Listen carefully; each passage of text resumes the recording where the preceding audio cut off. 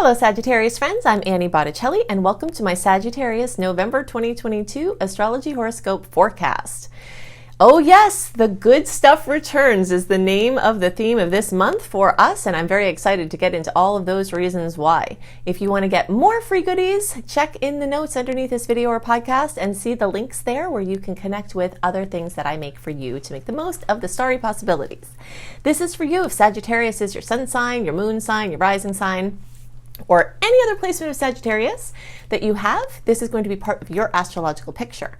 And if you're a very late degree Sag, like I am, so we'll say like December 15th through the rest of the sign, or 23 degrees or so through the rest of the sign, I recommend that you additionally listen to the Capricorn report, because both of those reports are going to have pieces for you, very late degree friends. Okay, so we're just going to get right into the good stuff first, and then we'll get into some stuff that's a little bit annoying and that we don't like as much, and then we'll finish off with more good stuff. So as you can see, I'm very pumped up. This is the beginning of birthday time for us, so our Scorpitarius friends are having their birthdays at the end of the month. Happy birthday. We are also having anyone who has early degree Sagittarius placements, so like 0 to 10 or so degrees, you're going to be having your sun crossing over your placement. So that's a very wonderful time of revitalization. And the December born friends like me, or the later degree friends, you're going to be having your time very soon. So that's a lot to celebrate. So the biggest thing that I am completely worked up about, and there are a few things, but this is the biggest thing. Our ruler Jupiter is going direct. Thank goddess, right? This is so exciting because since July, our ruler went to sleep. And this is okay for many things. Like I've, told you, if you're listening to this early and Jupiter's still retrograde, Jupiter retrograde is wonderful for mopping up the messes that we made when Jupiter was direct with our excessive enthusiasm and behaviors. And it's amazing for shoring up the foundation for our future messes. Just kidding, kind of, but our future expansion. If you look at a little Sagittarius kid or a kid with strong Sag placements, a lot of times, unless they have something else in their chart that fixes this, they're messy. Okay, so it's much harder for you to manage these kids as far as pick up that, put that over here, get that, because there's an explosion of energy, prolific expression and movement that moves through. Also, if you look at these little kids that have Sag, strong Sag placements, no matter where it's coming from, a lot of times these are the kids that are just singing all the time. That you hear them in their rooms and they're making up songs and they're like a constant state of expression and movement, right? So when our ruler, especially when it was in Aries, which is fellow fire sign, earlier in the year, was going direct in the fellow fire sign, it was just like an expansion frenzy of ultimate proportions. And we've really looked forward to this. And I'm sure it was great. I know when I look back over what went on when Jupiter got into Aries and was direct, I took 2 international trips that covered 5 countries. I had amazing publishing news go on. I had, other travel, which Sages love, and just general expansion on all fronts. And then come July, everything just went. But like I had said before, and I'll reiterate now, that's great because then we can rest from the overstimulation of it having been direct, and we can prepare for when it is next direct, which is now. And it's going to be moving out of Pisces again because it went retrograde back in, which is a little bit of a dogger for us, and back into fellow fire signs. So expect an explosion of prolific expression, expect an explosion of activity, an explosion of planning, and all of this is true even though Mars is going to be retrograde still. So we'll talk about how to navigate these seemingly opposing forces in a second, but I just want to remind you that the magnitude of this movement, cannot really thoroughly be or properly be expressed. Okay, this can bring more optimism, more creative solutions. This can bring, a rebirth of things that seem like they were, just kind of withering. This can bring enthusiasm. This can bring, our fire just being completely magnetized in amazing ways. And that is something that we all love, right? It can increase our flow, it can increase our creativity, and it can increase our chance to make plans and make movement along the fronts of things that are important to us. So Jupiter specifically is going direct in the sign, well, it will be in Pisces at first, but then very quickly get into Aries. But we'll be feeling this energy in Aries because it's never been far enough away from Aries to not be feeling it. So a redoing of your sense of self, a revitalizing of who you are and what you're doing and how you're walking in the world and how you're showing yourself and how you want to do all of that, or revamping, revitalizing. These are all words that are very active at this time. This is also like a redoing of our health, a stress management, a big headway in stress management. And by the way, if you have not watched my video called Change Your Life in 2 Minutes or Less, you want to watch that video because I share a very simple but very effective body of knowledge and self-help technique that can actually change how you experience stress and help you to tune more into your intuition, to be less overwhelmed, to keep your center more, which is going to be a little harder at this time because especially as the month goes on. Okay, so the first part of November is very strong with the Scorpio energies, okay, and we're going to get to that, but I'm talking about this certain period, the Jupiter thing first, because even though it's not till the 23rd that Jupiter goes direct officially, you will start feeling it at the beginning of November. You might even start feeling it in October. Okay, so when it's getting ready to go direct, things start crackling again. And as the month goes on, everything is really going to change.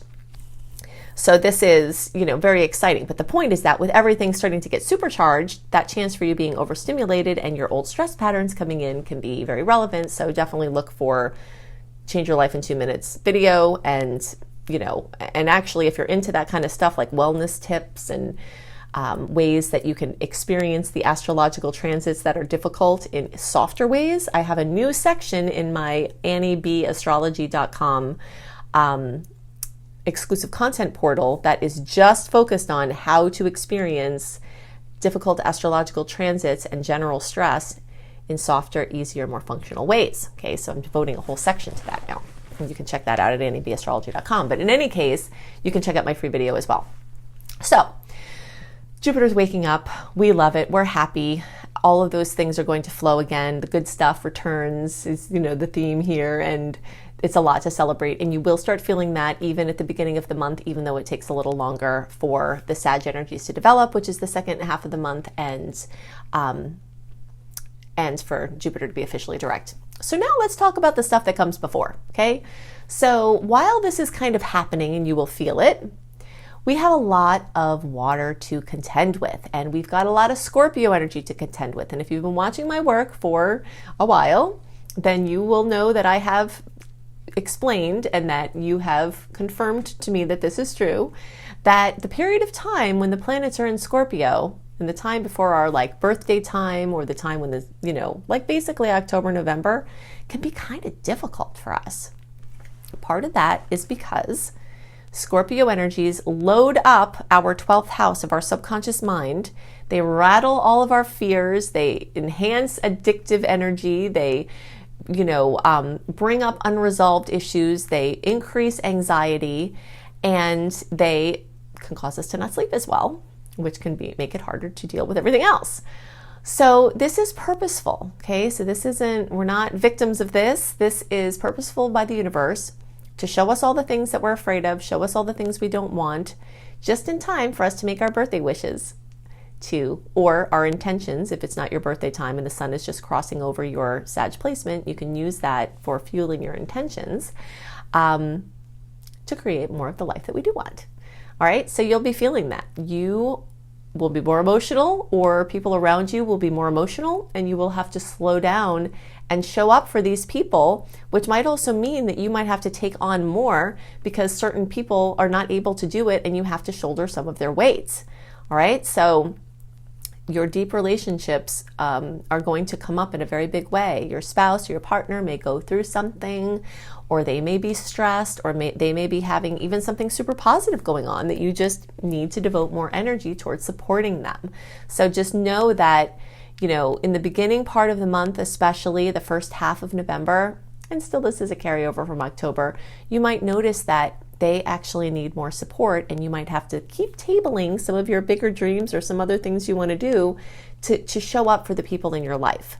But as soon as Jupiter goes direct, this is another storyline here, is that things that you tabled, your bigger dreams, your bigger ambitions that were tabled for one reason or another, you're going to have your time to get back into those. But right now, the best thing you can do is to show up for these people and to show up for yourself emotionally. You know, a lot of times Saggies will jump into action as a way of dealing with stress.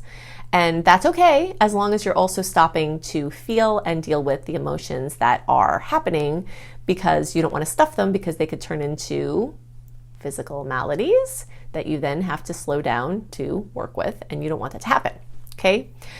So all of that's going on. Now, the thing about these water energies is that they're actually making some grand trine energies in the sky. So this could be super positive for everybody.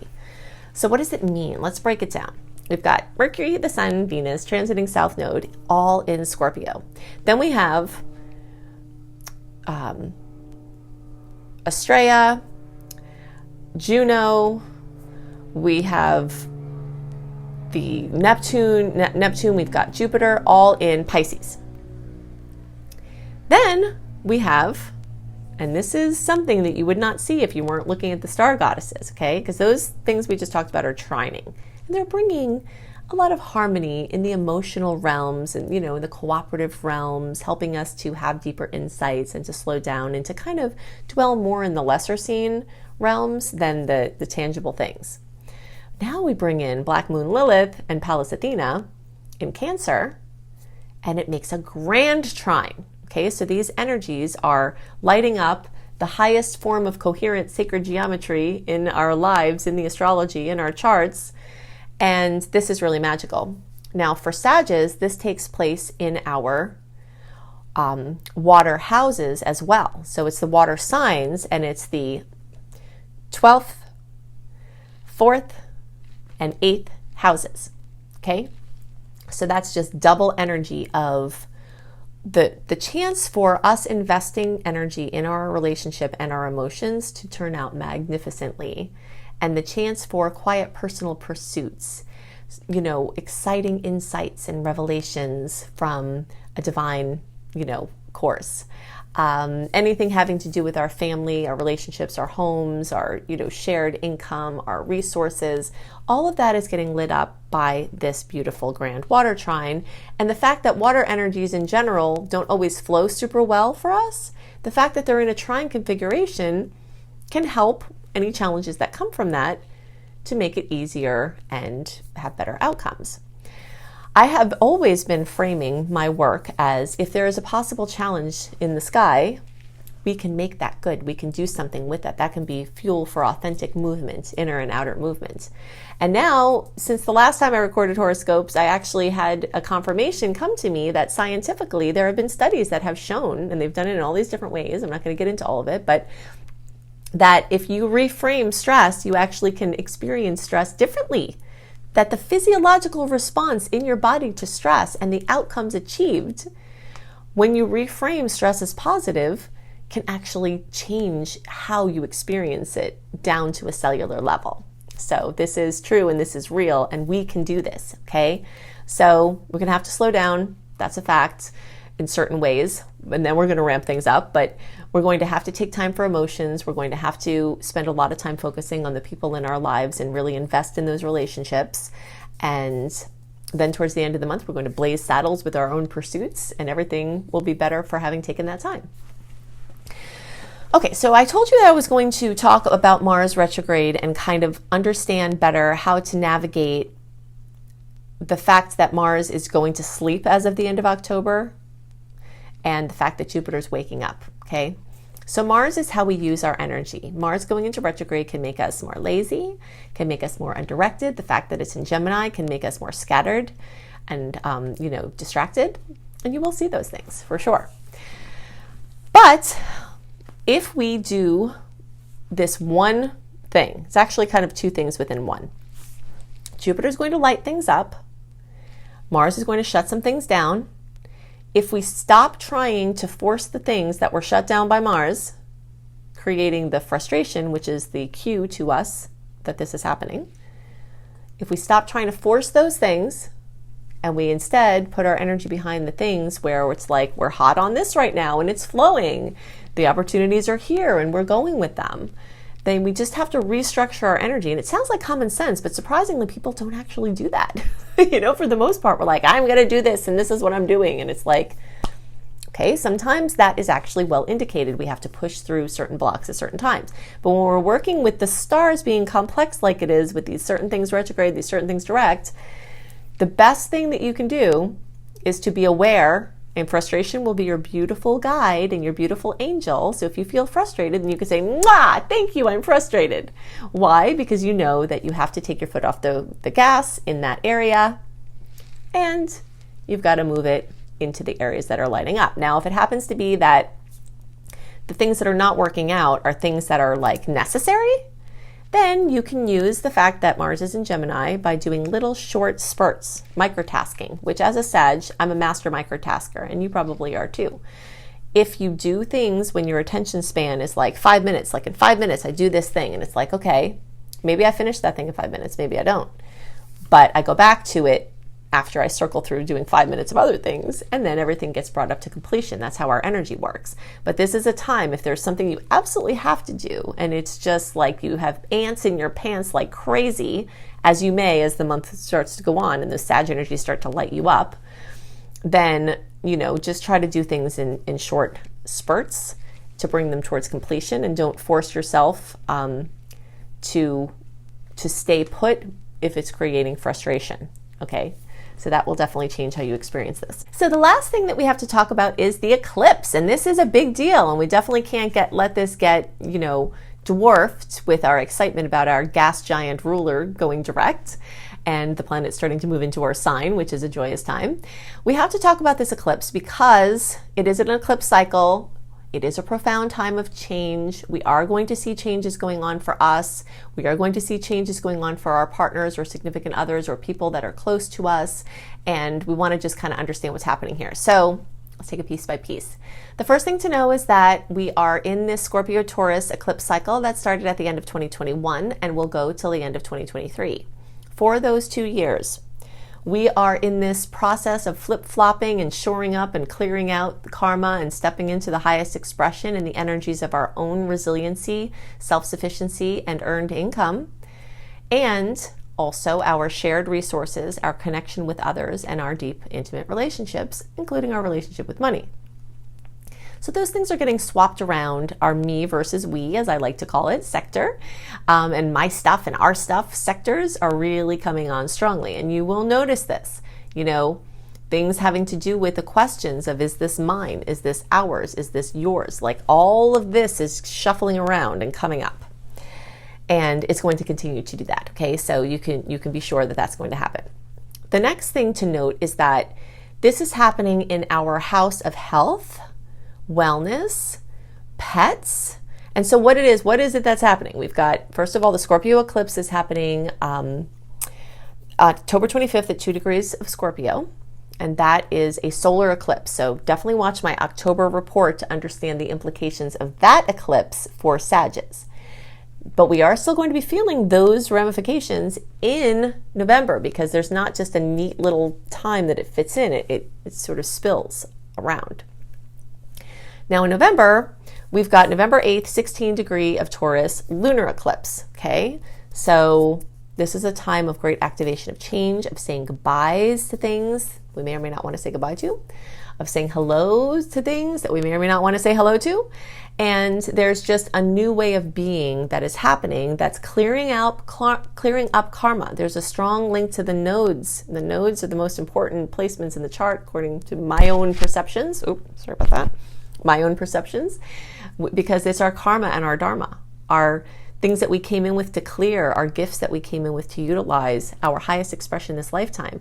All of those energies are front and center at eclipse time, and it's folding up certain things that are karmically complete, and it's opening up certain things that are our experiences to next direct towards. Okay, so we're going to be seeing that. And a lot of it has to do with the things I mentioned already with the me, we stuff, and the money, and just all of those things are coming up. but specifically for Sages, house of pets and animals, house of, your systems, your organization, your daily experience. There may be radical changes or things that go on with how you do things. And this might have already started. Like even in September, like I always say, 4 to 6 weeks before these eclipses start, you might start seeing how they're going to take place. So if you notice some changes in your daily experience, in your routine, in your systems, in your organization, that might be an indication to you that that's one of the ways that this energy is manifesting for you. So you have a chance to become ultra organized, ultra efficient, ultra, what's the word? It's like basically doing the least to get the most and changing your surroundings. One of the things about the retrogrades is that it does pull us closer to our immediate surroundings. Now, as Jupiter goes direct towards, the second part of the month, you'll notice that our fingers in putting pies that are further out from our immediate spectrum are going to start dipping in again. But the Mars retrograde is definitely still showing us there are certain things closer to home that need our attention. And so our daily surroundings are definitely in the limelight, but you can really do a lot with that. You can definitely get your structure and get your organization and get your routine and get new systems together that will, revitalize your experience and make you feel really good and grounded and solid, and can hold a nice foundation for your spiraling Sagittarius energies. So the systems that you have in place are sometimes a product of your spiraling nature, and that fuels like kind of, the diciness that we feel from being that way. But this period of time is helping you to shore up those areas so that you can be more of how you are while having this nice, solid, organized foundation. So everyone is going to be feeling those potentials. It is a little bit of an awkward angle for us. And those of us who are closer to 16 degrees, so we'll say 11 to 21 degrees and the closer to 16 degrees, you might feel a more noticeable impact from this eclipse. Now, some of the things with the eclipse might be a little bit more subtle, and you'll have to look more for them to see that it's kind of happening behind the scenes. And some things might be your partner or, again, something happening to someone close to you where things are changing because of something going on with them. And they might be feeling it more, and your effects are a little bit secondary. So those are also potentials. But in general, this is a mega month. And the Mars retrograde, remember, is also opposing our sign. So the chance for overstimulation is high, which again is a reason to look for the video, Change Your Life in 2 Minutes, because that particular exercise can help you to not be as overwhelmed and keep your center, even as we've got, like a very extended period of time of Mars opposing our placements. But in general, I'm so excited about this month, about our ruler waking up, about the optimism and the flow coming back. And I'm excited for you to use the tips that I gave you in this video to make this the best month possible. Okay, so I've given you a lot of information to work with to help you make the most of the starry possibilities. If you would like more free goodies from me, go to AnnieHelpsYou.com. That is the interface for all of the free goodies I make for you and all of my other offerings. And I also have blogs on that site, astrology blogs and more. You can go to CozyBySweetStarlight.com. This is a beautiful site if you haven't seen it yet. This is an astrology kissed nest where you can cozy in and learn about how astrology can help you in your daily experience, and also lots of tips for and spirit fuel for healthy living. If you want some free courses on unleashing your money magnet and wellness, you can go to lumelife.com, L-U-M-E life.com. At that same website, which is my school, Luminous Life Multiversity, you can find my very transformational programs, including my Becoming a Professional Astrologer Mastery Course. If you want to be a professional astrologer and earn money as an astrologer, I can teach you how to do that from ground level all the way up to the professional level. Or if you just like to learn for your own personal development and helping friends and family, I can also help you there. And I have other courses that you can see there at lumelife.com, L-U-M-E life.com. If you're looking for readings or personalized astrology education packages, you can go to anniebclarity.com and see the options there. If you would like to get exclusive content access, so more content from me, helping you to understand your natal chart, giving you more goodies on the current and upcoming astrological transits.